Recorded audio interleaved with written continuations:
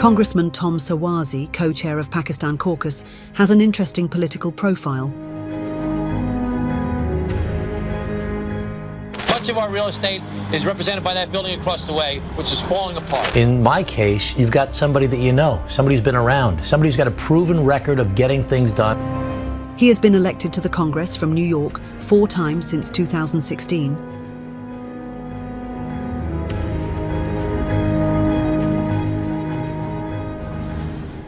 The people are sick and tired of the finger pointing and the petty partisan bickering. They want us to work together. Was elected mayor of Glen Cove 4 times and has been candidate for governor of New York.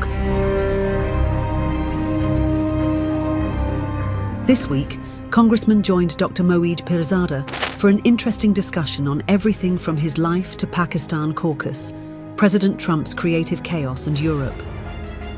Do you think this Pakistan Caucus Forum, of which you're the co-chair from the Democratic side, can actually help Pakistani decision makers move in that direction, persuade them that, look, you have to have freedom of expression, you have to have democracy, you have to have rule of law? I believe in the rule of law, I believe in freedom of expression, I believe in democracy. Those are all very important values to me. My intention is not to get involved in the internal politics of Pakistan. That's not my goal. And what I believe in is that the U.S.-Pakistani relationship is a very important relationship for the long-term future. If you permit me to be a little cheesy, you said you're challenging the status quo. In case of Pakistan, you don't want to challenge the status quo. You don't want to interfere with their internal politics. I got enough status quo here in America to interfere with. I'm not going to interfere with your status quo. You take care of your status quo. I'll take care of my status quo. No, as co-chair of the Pakistan Caucus, you can help us. You can actually put some pressure there. People are afraid to invest in Pakistan because they feel if they get into a dispute, you have to know somebody. You have to know somebody in the military or in the ISI or something like that in order to get it resolved. Assalamu alaikum, Congressman Tom Souzzi. A very warm welcome. Assalamu alaikum, and a very warm welcome to Wa alaikum salam. Thank you. Congressman, I understand you were very busy today. We have been scheduling and rescheduling this discussion. So I would come straight to the point. Many of your constituents are of Pakistani origin. You're now the chairman of the Pakistan Caucus. Tell us something about what Pakistan Caucus is doing, can do. How do you look at it? Well, the Pakistani caucus is Democrats and Republicans. I'm the Democratic co-chair. I have a Republican co-chairman who's a former general from Michigan, Jack Bergman. And our job is really to try and convene people together to try and figure out what we can do to strengthen the U.S.-Pakistani relationship. And so I'll be traveling to Pakistan in the next couple of months. I was there in 2022, right after the floods. I was the first member of Congress to go there, along with Sheila Jackson Lee.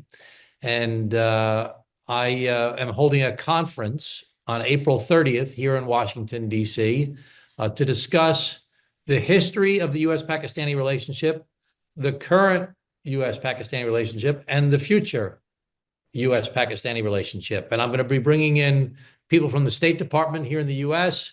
I'm working with the Pakistani ambassador to America. I'm working with think tanks and trying to bring experts in who will all contribute to this conversation. Everything I hear from the Pakistani diaspora, my constituents, people throughout the country all the time, people from Pakistani government, is they want to see more U.S. investment in Pakistan. And what I make clear is that, people would love to invest in Pakistan. There's tremendous opportunity there. It's a large country. It's got tremendous natural resources. It has such a young population. But people are afraid to invest in Pakistan because they feel if they get into a dispute, you have to know somebody. You have to know somebody in the military or in the ISI or something like that in order to get it resolved. And so I'm suggesting to the Pakistani government that they should set up an independent arbitration board, similar to what I saw in Kazakhstan, where if you get into a contract with somebody, both parties sign on to this agreement that if there's a dispute, it'll go to this independent arbitration board. And you'll get Pakistani lawyers, you get British lawyers, you get US lawyers, former judges who will adjudicate the cases. And then, hopefully we'll see more investment in Pakistan. We see, India is moving ahead economically, Bangladesh is moving ahead economically. We want to see Pakistan move ahead economically. And it's in both of our countries' interests, both from an economic point of view, but from a human point of view as well. and from a strategic point of view, because we see Pakistan, the Chinese are constantly trying to enhance their relationship with the Pakistanis. We don't want that to happen. Pakistan is very important to us as far as the size, as far as its geographic location, as far as its potential. So we want them to be a nuclear power. We want to have a strategic relationship with them. You mentioned China, which is a very sensitive word in US-Pakistan relationship now. Is there a possibility, Congressman, conceptually speaking, that United States and West can also become part of the China-Pakistan economic corridor in terms of investment? China has already exposed something like more than $60 billion of investment into energy product, road, infrastructure. Can United States be part of that? I don't see the U.S. at this point being partners with the Chinese as part of the same agreements. I think it would be something that would be independent. And it's different. In the U.S., it's not the U.S. government that's going to invest. Okay, that's not going to. USAID has put in money over the years. We see the challenges with the USAID in America right now, but we don't want the government to invest per se. I'd like to see the U.S. government help on things like after the flooding. I helped to bring money there, but you want private investment. The Chinese government controls a lot of the investment. The government says you go do this, you go do that. That doesn't happen in America. The U.S. government can't tell this company or that company or this individual, that individual, go invest in Pakistan. You want private investment from the private sector. And people want to invest in Pakistan, but they don't feel safe in doing so. They don't, if there's a dispute, they're gonna lose their money. They're not gonna, people do these things to make money. They don't do it because they're being nice. They do it to make money. Right. So you said something very interesting. I mean, just a few moments ago, and I also read you said several weeks ago. You said the same thing, that Pakistan basically needs a rule of law system for investments. You mentioned Kazakhstan and arbitration system. Many, and you also mentioned Sheila Jackson. Historically, the Pakistan Caucus had been seen as a forum within the Congress to help Pakistan in international relationship, to help improve the relationship from an international relations lens, also to somehow or the other ward off or defend Pakistan against the criticism from the Indian lobbies in United States. But now there is a change of climate within the United States that many of your constituents and Pakistani Americans are also concerned about democracy in Pakistan, rule of law, freedom of expression. Twitter is banned, crackdown and other things. Do you think this Pakistan Caucus Forum, of which you're the co-chair from the Democratic side, can actually help Pakistani decision makers move in that direction, persuade them that, look, you have to have freedom of expression, you have to have democracy, you have to have rule of law? Well, certainly I want to see all those things happen. I believe in the rule of law. I believe in freedom of expression. I believe in democracy. Those are all very important values to me. To members of my constituents, including my Pakistani diaspora that lives in my district. But I'm not gonna. My intention is not to get involved in the internal politics of Pakistan. That's not my goal. My goal is to try and enhance the relationship between the U.S. Government and the Pakistani government, and the U.S. population and the Pakistani population. That's my goal. And to do that, I'm trying to address specific concerns that I have regarding what I think are the obstacles to see U.S. investment happen in Pakistan. But Congressman, one principal issue, United States supreme belief, the first functioning democracy of the world, that rule of law and democracy are integral components to each other. This is also the debate within the United States. So when you say that you don't want to get into the issues within Pakistan, it's understandable. I mean, as an American congressman, you don't want to get into the internal political conflict with one or the other side. But yet behind the scenes, maybe by engagement with the top decision makers, with the military, the foreign office, the government, you can actually put the idea that, look, you have to make progress on democracy, which several US administrations have been quietly doing ever since. Yeah, I'm going to encourage freedom of expression and democracy and the rule of law everywhere in the world. That's what I believe in. And I will always try and promote that in any conversation I have with anybody from any place in the world. But again, my goal is not to get involved in the internal politics of the Pakistani government, the same as I wouldn't want the Pakistani government to get involved in the U.S. internal politics. So, I guess it's a matter of semantics and diplomacy and how it's handled. But I believe in what I believe in, and people know what I believe in, and I'll say the same thing no matter who I'm speaking to, whether I'm speaking to my constituents, or the Pakistani constituents, or non-Pakistani constituents, whether I'm speaking to the U.S. government, whether I'm speaking to the Pakistani government. I'll say the same things because I'll say what I believe in. And what I believe in is that the U.S.-Pakistani relationship is a very important relationship for the long-term future, and we need to encourage a way to strengthen that relationship. I think economically is a way to do that, but there are some obstacles that we need to overcome in order to get there. And what do you think are the obstacles when you refer towards investment? I think it's this concern about that, you have to know somebody in order to get a fair shake.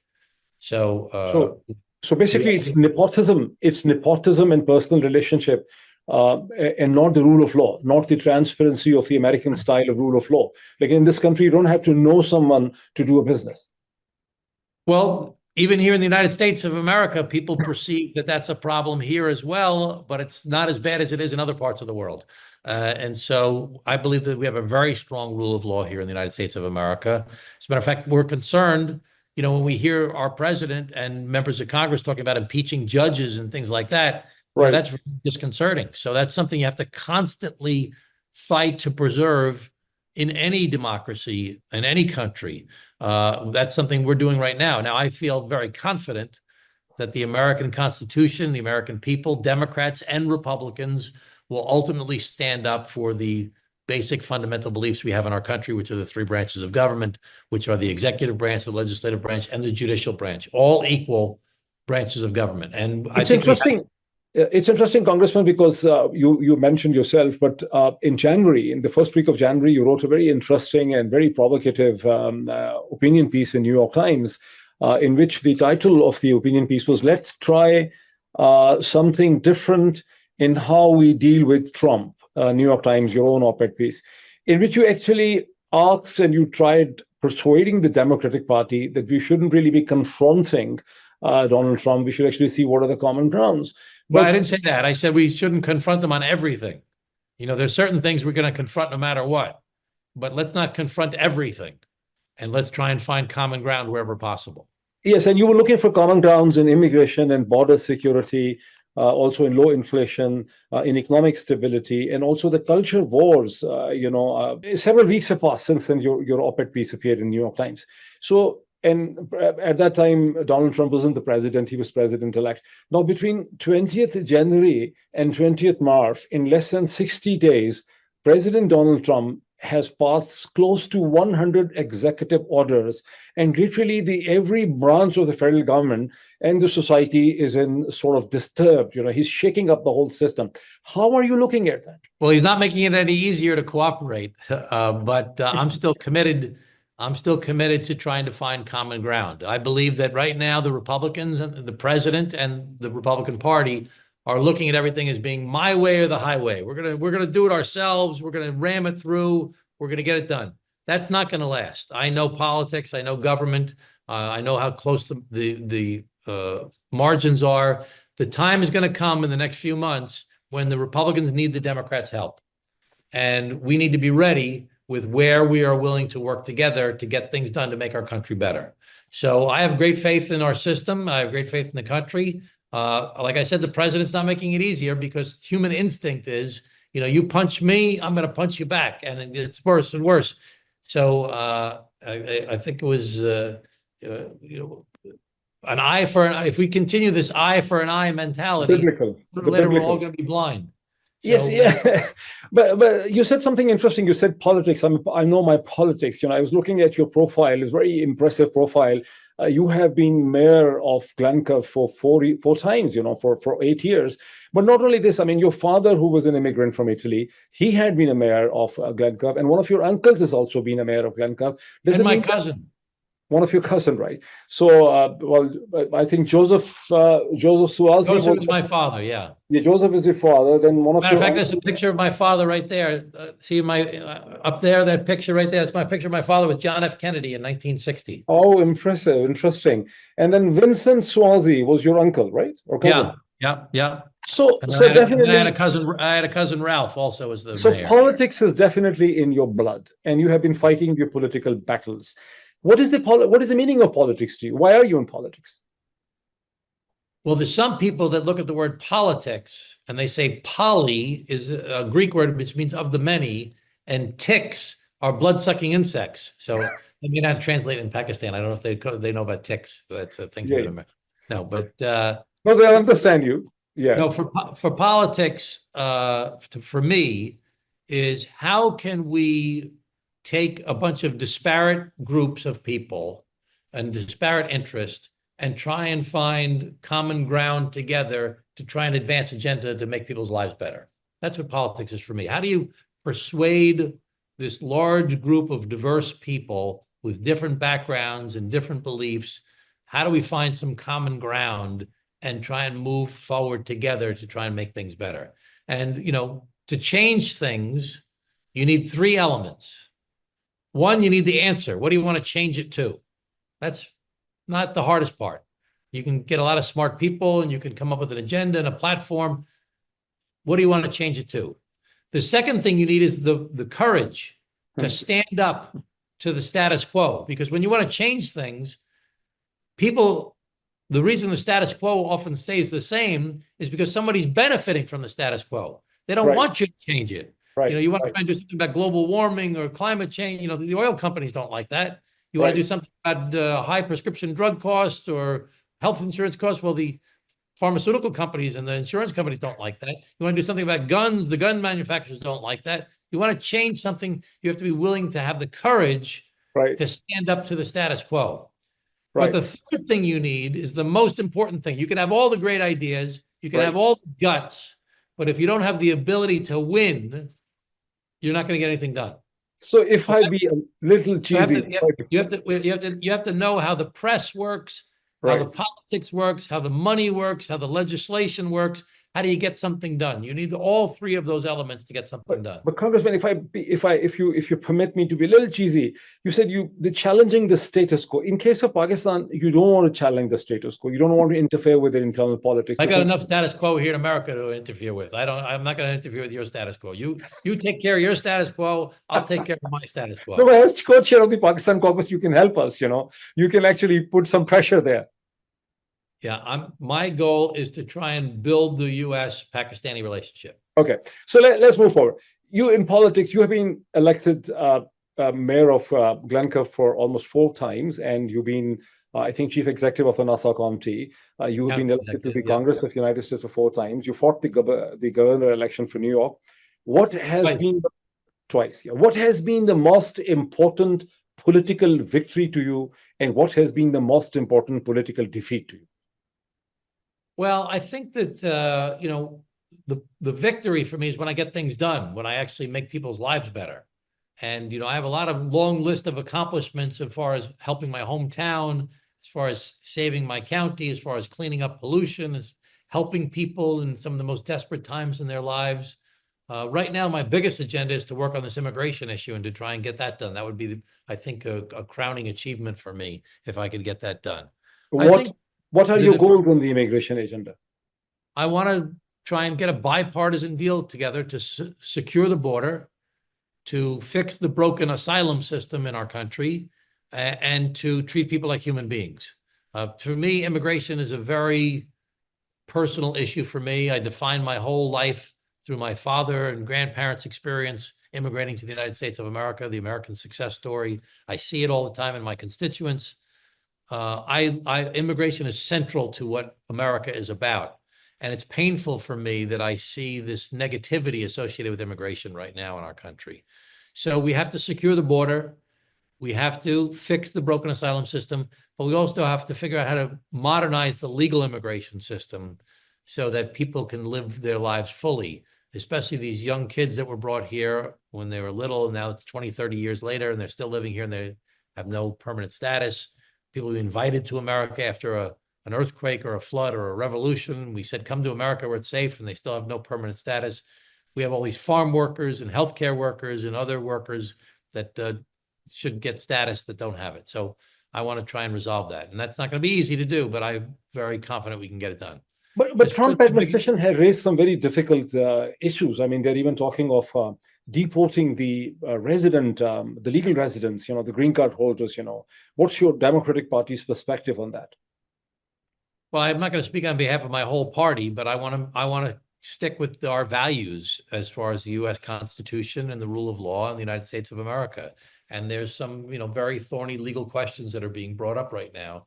That's why these attacks. My biggest concern about the Trump administration is that they're trying to really knock everything. I don't understand what their objective is, because they're saying, they're knocking the judiciary system, they're knocking the FBI, they're knocking the CIA, they're knocking the electoral system, they're knocking Social Security, they're knocking, the USAID, they're knocking everything. So what, you have to, if you believe America is a great country, you got to believe in something. So how can you knock everything? So, we just got to keep on moving forward, keep on fighting, keep on moving ahead. So, Congressman, I spoke to someone who was with the Republican Party. I said, what is President doing? And he said, President knows that he has limited time before a few more months, and he wants to shake up the whole system. He wants to make a new system. That's why he's shaking FBI, CIA, USAID, and everything. How do you comment on that? Well, there's no question that they're trying to disrupt things. Right. And, I can't defend the status quo. I think government is too unwieldy, it's too ineffective. I think there's a lot of inefficiency, and I think there's a lot of waste. I just don't like the way that they're going about it. I don't like, when I was Nassau County executive, it was 1.4 million people in population, $2.8 billion budget, bigger than 11 states in the United States of America. And I reduced the workforce by about 15%, maybe more than that, maybe 18%. But I didn't do it by firing the lowest level people. I did it by normal attrition, normal resigning, and not replacing those positions. And I did it by offering early retirement packages to the most senior people. And then when those positions were empty, we used technology and changes in procedures and processes and consolidation to make things more efficient. Right now, there's a very random, reckless way that they're going about cutting these jobs. They cut people that were responsible for overseeing the nuclear stockpile. Well, that doesn't make sense. They cut people that were responsible for overseeing the avian flu, this bird flu. They cut people responsible for monitoring the measles outbreaks in Texas and New Mexico. That doesn't make sense. So I think there's got to be a plan. And much of what Musk is doing and Doge is doing is reckless, I believe. But in your op-ed piece, you also expressed the desire that you want to work with Elon Musk and Doge. Yeah. When he first came to the Capitol, I said, I want to go to that meeting. And I was told I couldn't come. It was just for Republicans. I was like, well, that doesn't make sense. So there's been very little outreach by the administration or by the Republicans to try and join hands together. But, that's politics. I'm the co-chair of a group called the Problem Solvers Caucus. It's 50 members of Congress, evenly divided between Democrats and Republicans. Right. We meet every week. We try to we have working groups on different issues: immigration, the budget, permitting reform, the environment, mental health, the national security. We have working groups. We're trying to develop bipartisan agendas on a whole bunch of different issues. So when the time comes that we're starting to see some reaching out to work, we'll be ready with plans to try and get things done. So Congressman, you also supported the finance for the Ukraine war effort. Now, where things stand, how are you looking at it? The way Donald Trump and Zelensky things are going, and Russia. Well, I wholeheartedly support Ukraine. The president said something very, very inappropriate. He said that Putin. He said that Zelensky was a dictator. Well, that's not true. Zelensky was elected by 74% of the Ukrainian people in an election that was deemed fair and free by the European Commission that oversees elections. And it was Russia that invaded Ukraine. And I believe that we have a responsibility to support Ukraine because they share the values that we share. And that because we got to stand up to the bullies. Now, there are some Republicans, and even the Secretary of Defense, Pete Hegseth, has said, well, Ukraine is so small, they can't win this war. They can't beat Russia. Well, if we didn't support Ukraine because they're not big enough and they can't, what about Latvia and Lithuania and Estonia and these other small countries like Moldova that are worried about Russia breathing down their neck? So we're looking at history and looking at what happened during the lead up to World War II. You can't appease an aggressor. If you appease them, they will roll right over you. I know that you're very busy. You have to go for a meeting. Just one or two more questions.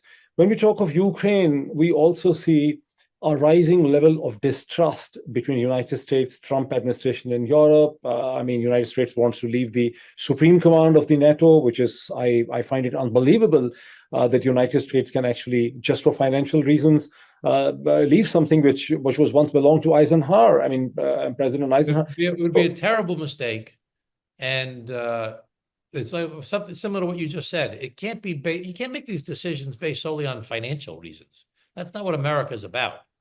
You have to have a guiding set of values and principles so that every decision you make is undergirded by those values and those principles.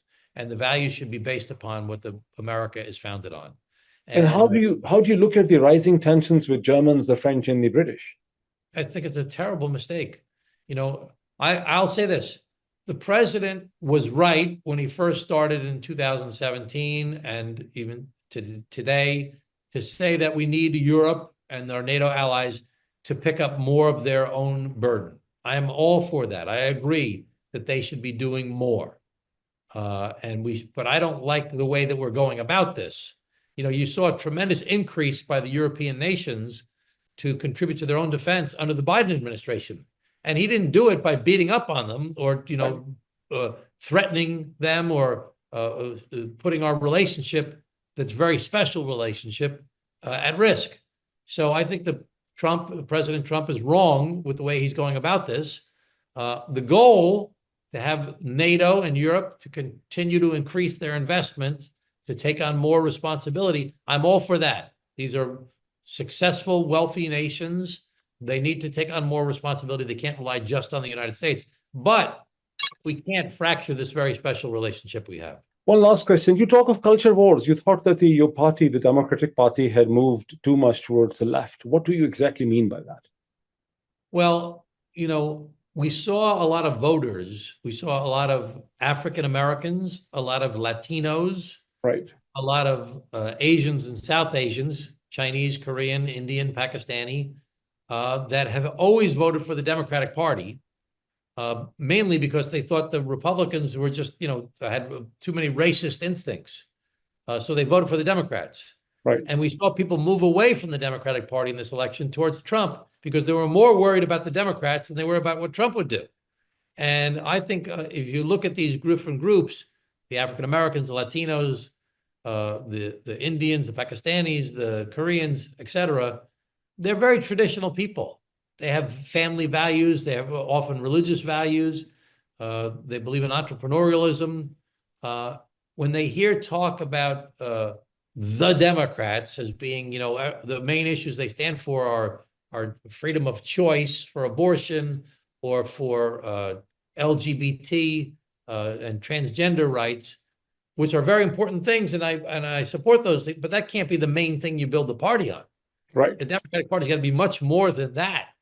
And we did not do a very good job of talking about rebuilding the middle class and about economic opportunity and about reducing the cost of living and about building housing and about the border and about law enforcement and quality of life. And so there's so much more we need to talk to the public about.